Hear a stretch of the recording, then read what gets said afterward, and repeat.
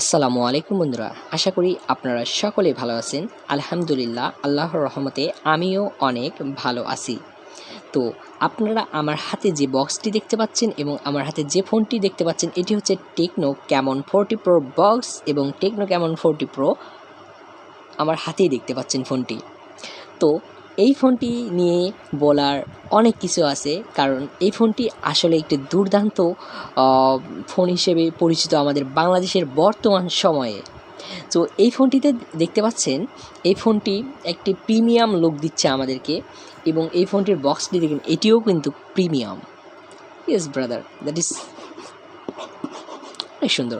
তো আমি আজকে আলোচনা করব যে এই ফোনটি আসলেই কেনা ভালো হবে কি খারাপ হবে, এগুলোর দিকগুলো নিয়ে, এবং আমি কিভাবে কিনলাম, কোথায় থেকে কিনলাম, সে সব বিষয় নিয়ে আলোচনা করব আজকে। তো আপনারা সবাই আমার ভিডিওটি দেখুন এবং আমার চ্যানেলটিকে সাবস্ক্রাইব করুন, লাইক করুন, কমেন্ট করুন। আশা করি আপনারা সকলেই বুঝতে পারবেন এই ফোনটি ভালো নাকি খারাপ হবে আপনাদের জন্য। তো এই ফোনটিতে প্রথমে বলবো, এই ফোনে যে স্পেসিফিকেশনগুলো আছে সেগুলো বলি। এখানে 8GB র্যাম, 256GB রম হিসেবে থাকছে। এই ফোনে প্রসেসর হিসেবে ব্যবহার করা হয়েছে MediaTek Helio G100 ultimate 6nm একটি প্রসেসর, এবং জিপিইউ হিসেবে থাকছে এখানে মেলি G57MC2। এখানে ডিসপ্লে হিসেবে থাকছে অ্যামোলেড 6.78 ইঞ্চির একটি ডিসপ্লে, এবং রেজুলেশন হিসেবে থাকছে full HD plus 1080x2436 pixel. Screen protection হিসেবে থাকছে gorilla glass 7i protection. Refresh rate থাকছে এখানে 120 হার্জের রিফ্রেশ রেট। ডুয়েল ক্যামেরা থাকছে এখানে। দেখুন আপনারা, সামনে থাকছে একটি সেলফি ক্যামেরা, পিছনে থাকছে 3টি ক্যামেরা দেওয়া আছে, কিন্তু তার ভিতরে আমরা দেখতে পাচ্ছি এখানে প্রথম যে ক্যামেরাটি রয়েছে এবং দ্বিতীয় যে ক্যামেরাটি রয়েছে, শুধু এই দুটি কাজ করবে, কিন্তু নিচের যে ক্যামেরাটি রয়েছে এটা কিন্তু কাজ করবে না, কারণ এখানে কোনো লেন্স ব্যবহার করা হয়নি। তো উপরে এই ক্যামেরাটি দেখতে পাচ্ছেন, উপরে যে ক্যামেরাটি রয়েছে সোনি LYT700C 50 মেগাপিক্সেলের ক্যামেরা, এবং 8 মেগাপিক্সেলের আলট্রা ওয়াইড অ্যাঙ্গেল ক্যামেরা থাকছে নিচেরটা, এবং সেলফি ক্যামেরা হিসেবে থাকছে 50 মেগাপিক্সেল f2.4 ওয়াইড অ্যাঙ্গেলের ক্যামেরা, এবং ভিডিও রেকর্ডিং আপনারা কিন্তু এখানে 2K 30 fps পর্যন্ত করতে পারবেন, একবারে হাই, এবং নিচে যেটা আছে 1080p 60 এবং 30 fps করতে পারবেন। এই ফোনটি কিন্তু আসলে আরেকটি ফিচার রয়েছে, সেটি হচ্ছে এই ফোনটি ওয়াটারপ্রুফ ফোন। যা আপনারা চাইলে এই ফোনটি 2 মিটার পর্যন্ত পানির নিচে এবং 30 মিনিট পর্যন্ত আপনারা রাখলে কোনো সমস্যা হবে না আশা করি। এবং এই ফোনটিতে আসলেই IP68 এবং IP69 রেটিং দেওয়া হয়েছে। ব্যাটারি হিসেবে থাকছে 5200 mAh এর ব্যাটারি, কুইক চার্জিং 45 ওয়ার্ডের চার্জার, এবং ইউএসবি টাইপ সি পোর্ট। দুঃখের বিষয় হচ্ছে, এখানে দুঃখের কোনো বিষয় নেই, কারণ এখানে যে টাইপ সি পোর্টটি দেওয়া হয়েছে তার পাশে যদি একটি 3.5mm জ্যাক দেওয়া থাকতো তাহলে আরও ভালো হতো, কিন্তু এখানে দেওয়ার কোনো আমার মনে হয় সুযোগ নেই। কারণ হচ্ছে এইটাই যখন ওই 3.5mm জ্যাকটি দেওয়া হবে তখন কিন্তু পানির নিচে গেলে অনেকটাই অসুবিধা হওয়ার কথা ছিল, এই জন্য ওনারা এখানে আর ওই 3.5mm জ্যাকটি দেয়নি। সেই জন্য এই ফোনটি এখন ওয়াটারপ্রুফ হিসেবে পরিচিত হিসেবে আছে। আপনারা সকলে বুঝতে পারছেন বিষয়টি। এবং এখানে পাচ্ছেন হচ্ছে নেটওয়ার্ক 4G, কারণ এই ফোনের 3টি ভেরিয়েন্ট আছে, একটা হচ্ছে ক্যামন 40, একটা হচ্ছে ক্যামন 40 প্রো 4G এবং ক্যামন 40 প্রো 5G। তো আমার হাতে যে ফোনটি দেখতে পাচ্ছেন এটি হচ্ছে ক্যামন 40 প্রো 4G ফোন। এটার মার্কেট প্রাইস হচ্ছে 27,999 টাকা। তো আজকে এগুলোই ছিল স্পেসিফিকেশন, এবং আরও যদি কিছু মিস হয়ে যায় আপনারা কিছু মনে করবেন না, আপনারা দেখে নেবেন অনলাইনে। তো আজকে আমি আপনাদেরকে জানাবো যে এই ফোনটি আমি যে কিনেছি এবং এই ফোনটি কেমন চলতেছে আমার কাছে। আমি প্রথমে চাইছিলাম, আমার Y12 আমার ফোন ছিল পুরনো, যেটা আমি এখনও ক্যামেরা রেকর্ড করতেছি, এবং আমার হাতে যে ফোনটি আছে এটা আমি নতুন কিনেছি, এবং আমার সিদ্ধান্ত ছিল আমি ভিভো Y12 প্রো ফোনটি যে আমি 6 বছর ব্যবহার করেছি। তো তার পরবর্তী ভাবলাম আমার ফোনটা অনেকটাই স্লো হয়ে যাচ্ছে, কারণ নতুন নতুন অ্যাপ তৈরি হচ্ছে, নতুন নতুন অ্যাপে রেজুলেশনগুলো বাড়তেছে, সেই জন্যে আমার ফোনটা অনেকটাই মানে স্লো হয়ে গিয়েছিলো। সেই জন্য আমি চাচ্ছিলাম যে হচ্ছে একটি নতুন ফোন কিনবো। তো আমি ভাবলাম ভিভো যেহেতু 6 বছর থেকে চালাচ্ছি, তো ভিভোর আরেকটা ফোন নেওয়ার জন্য। যেমন ভিভোর নতুন নতুন ফোন বের হয়েছে, Vivo Y19s pro, Vivo Y29। Chip বাজেটের ক্ষেত্রে 20K to 30K ভিতরে আমি একটা ফোন নেওয়ার চেষ্টা করছিলাম। তো তারপরে ভাবলাম যে ভিভো Y29টা নিব, কিন্তু তারপরে আমার এক ছোটো ভাই রাফি, সে হচ্ছে টেকনো ক্যামন 40টা নিয়েছে। সে সময় টেকনো ক্যামন 40 প্রোটাও অতটাও পাওয়া যায়নি, এবং সেজন্য ওই কিস্তির উপরে ক্যামন 40টা নিয়েছে, এবং সেটি ছিল অনেক। তখন আমি ভাবলাম যে হলে আসলে মনে টেকনো অনেক ভালো, এবং ওই চালাইলো 1 থেকে 1.5 মাস হলে চালাইছে, কিন্তু আমি ওইভাবে চালাইনি। তো ওর কাছ থেকে আমি অনেকটা এক্সপিরিয়েন্স পেয়েছি, এবং ওই ফোনগুলো চালাই আমার অনেক ভালো লেগেছে। তো তার পরবর্তীতে ভাবলাম যে আমিও একটি ফোন নিব।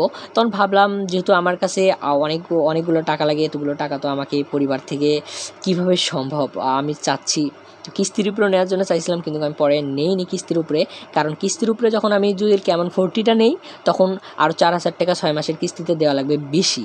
তখন আমার কত পড়তেছে 28,000 টাকা। অর্থাৎ এই ফোনটি হচ্ছে 28,000 টাকা। আমি একটু নগদ কিছুভাবে নেওয়ার চেষ্টা করি, তখন আমি নগদেই নিয়ে নিলাম এই ফোনটি। যেহেতু ক্যামন 40টা নেওয়ার চিন্তা ভাবনা ছিল, সেখান থেকে আমি টেকনো ক্যামন 40 প্রোটা নিয়ে ফেলেছি 28,000 টাকা দিয়ে, নগদ টাকা দিয়ে। এবং এটি ছিল।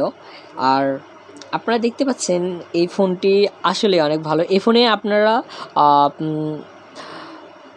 1 ঘন্টার ভিতরেই আপনাদের 1 ঘন্টা লাগবে না, কারণ আমি যখন দেখেছি 1 মিনিটে চার্জ হয় 1.52%। তো ওভারঅল 52 মিনিটে 80% চার্জ হয়ে যায়। তো আমি 20%-এর নিচেও নামাই না, এবং 20%-এর আমি নিচে নামাই না। তো আমি চার্জ যখন দেই তখন 52 মিনিট আর 51 মিনিটে চার্জ হয়ে যায় ফুল 100%। তো এই ফোনটা আমার কাছে অনেক ভালো লেগেছে, এবং আমি 8 ঘন্টা আমি ফ্রি ফায়ার পছন্দ করি, ইউটিউব দেখি, তারপর হচ্ছে আপনার মুভিগুলো দেখি, গেম খেলি, ফেসবুক চালাই, মানে মেসেঞ্জার সব কিছু চলে। আমার দৈনন্দিন কাজের জন্য এই ফোনটি মানে একটি অসাধারণ ফোন, এবং চালালেও কোনো ব্যাটারি ব্যাকআপও অনেক ভালো থাকে। 8-9 ঘন্টার মতো আমি চালাই, কোনো সমস্যা হয় না, 20% পর্যন্ত থাকে চার্জ। তো এগুলো ছিল। এবং আমি কিনেছি হচ্ছে, আমি থাকি হচ্ছে গাজীপুর চৌরাস্তার পাশে। তো ওখানে থেকেই আমি অফিসিয়াল একটা শোরুমে গিয়ে আমি এই ফোনটি কিনে নিয়েছি। এবং আপনারা চাইলে আপনাদের নিজ এলাকা থেকেও কিনতে পারবেন। আর এই ফোনটি চালাইতে আমার এতটাই এক্সপিরিয়েন্স ভালো লেগেছে, কারণ সব কিছু অ্যাপস দ্রুত কাজ করে, যা একটু মানে আমাকে অনেক ভালো এবং সন্তুষ্ট করেছে ফোনটি। তো ফার্স্ট টাইম আমি সাধারণ একটি ফোন চালাইছিলাম, তো তারপরে আমি একটি নতুন ফোন কিনলাম। এটি একটি মানে অসাধারণ ব্যাপার। তো আপনারা যদি কিস্তির উপরে নিতে চান, সেটা পড়বে হচ্ছে 6,000, বা 6 মাসের কিস্তিতে নিলে আপনার 4,000 টাকা বেশি পড়বে।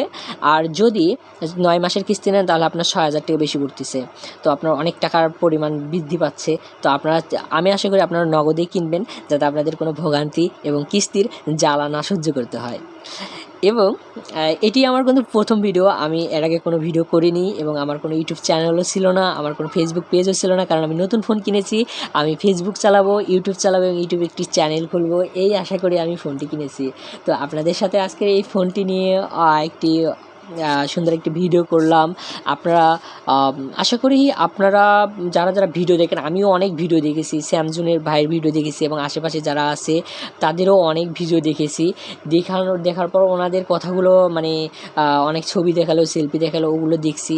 দেখার পরে একটু মনের ভিতরে একটা আশ্বাস পেলাম যে আসলে ফোনটি কি ভালো হবে না খারাপ হবে, এই বিষয় নিয়ে। তারপর আমার যে রাফি, যে ছোটো ভাই আছে, ওই চালাইলো, তখন আমি দেখলাম আসলেই অনেক ভালো, এবং ছবিগুলো অনেক সুন্দর শার্প। এবং এখানে যেহেতু ক্যামেরাতে ছবি তুললে মানে ওএসের সাপোর্ট রয়েছে, তো কোনো সমস্যা নেই, কারণ দ্রুত ম্যানেজমেন্ট করে দিচ্ছে। এবং এখানে কিন্তু টেকনো এআই একটা ফিচার রয়েছে, যখন এই ফোনটি ইউজ করবেন আসলে অনেক ভালো লাগবে। এবং এখানে আমি বৃষ্টির ভিতরে পানিতে ভিজি, এবং কোনো সমস্যা হয় না ওইভাবে। আর আমার আগের ফোনটি রয়েছে, এটাই 1 ফোঁটা পানি পড়লেই মনে করেন আর চলে না, কিন্তু এটাই 1 ফোঁটা পানি পড়লেও কিছু কোনো সমস্যা নেই, একদম মানে বৃষ্টির ভিতরে ভিজলেও কোনো সমস্যা হয় না ফোনটি চালাতে।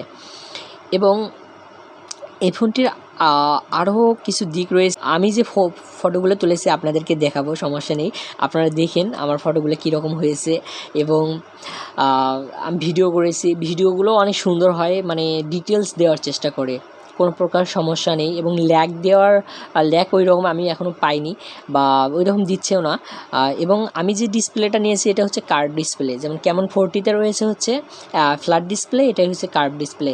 আমার ভিতরে একটা হতাশা কাজ করছিল যে আসলে কার্ভ ডিসপ্লে নিব না ফ্ল্যাট ডিসপ্লে নেব। ফ্ল্যাট ডিসপ্লেতে কোনো প্রকার সমস্যা না, পড়লেও ওই রকমভাবে মানে সমস্যা হয় না, কিন্তু কার্ভ ডিসপ্লে অনেকটাই রিস্কি থাকে। সেহেতু কার্ভ ডিসপ্লে আসলে কি ভালো হবে এরকম অনেক হেজিটেশনে পড়ে গেছিলাম। তো পরবর্তীতে ভাবলাম আসলে এখানে তো গরিলা গ্লাস 7i প্রোটেকশন রয়েছে, তো সেই হিসেব থেকে দেখেন কার্ভ ডিসপ্লে অনেক সুন্দর লাগে। দেখেন আপনারা দেখতে পাচ্ছেন অনেক সুন্দর। আর এটা আমার ছোটো একটি রুম সেট আপ, এখানে আমি ভিডিও করব। তো আশা করি আপনারা আমার ইউটিউব চ্যানেলে অনেক ভালো ভালো সুন্দর সুন্দর ভিডিও পাবেন এবং আশা করি আপনারা সকলেই যারা কিনবেন তারা কিনে নিতে পারেন, কোনো সমস্যা নেই। আশা করি আপনাদের কাজও নেই, যেমন কেউ তো আর এই সময়ে তো কেউ ওই রকম ভেরি গেমিং করে না। গেমিং করলে তো আপনার অ্যাসুস যে ফোনগুলো আছে, তারপর হচ্ছে অপোর যে ফোনগুলো রয়েছে এগুলো গেমিংয়ের জন্য, আর এগুলো গেমিং অতটা আমার লাগবে না, কারণ আমি সব দিক থেকে চালাবো, ডেলি ইউজ করব, এই জন্য আমি এই ফোনটি নিয়েছি এবং আমি চালাচ্ছি, কোনো সমস্যা হয় না। আর র্যাম ম্যানেজমেন্টটা অনেক ভালো, আপনি ওভারঅল মাল্টিটাস্কিং অনেকগুলো অ্যাপ চালু করে রাখলেও মানে সহজেই নিতে পারতেছে, কোনো সমস্যা হচ্ছে না এবং ক্যামেরা তো অনেক ভালো। আর আশা করি এরপরে যে ভিডিওগুলো পাবেন তারা আমি অনেক সুন্দর সুন্দর ভিডিও করবো, আপনারা সকলে আমার চ্যানেলটিকে সাপোর্ট করবেন এবং আমার চ্যানেলটি সাবস্ক্রাইব করবেন। আশা করি আপনাদের ভিতরে একটা কমন প্রশ্ন থাকে যে আসলে কার্ভ ডিসপ্লে নিব না ফ্ল্যাট ডিসপ্লে নেব। আসলে আপনার কার্ভ ডিসপ্লে নিলেও কোনো সমস্যা নেই, কারণ আমি চাচ্ছিলাম যে আমি তো ওই রকম ভারী কোনো কাজ করি না, পকেটে রাখলেও কোনো সমস্যা হয় না। তো পড়ে যাওয়ার আমি ওই রকম রিস্ক নিব না, কারণ আমি পানিতেও ডুবাইনি এখনও এবং পড়ে যাওয়ার রিস্কও নেইনি, মানে ওইভাবে আমি ভিজাইনি। আমার ইনশাল্লাহ যে ওই ফোনটি আমি 6 বছর ইউজ করছি, এই ফোনটিও যেন আমি 8-10 বছর যেন ইউজ করতে পারি ইনশাল্লাহ। তো এই হিসেবে এই ফোনটি নেওয়া। তো ধন্যবাদ বন্ধুরা, এবং আমি ডিটেলসে আলোচনা করার চেষ্টা করলাম আপনাদের সাথে, আপনারা মনে কিছু নেবেন না। ধন্যবাদ বন্ধুরা, আসসালামু আলাইকুম।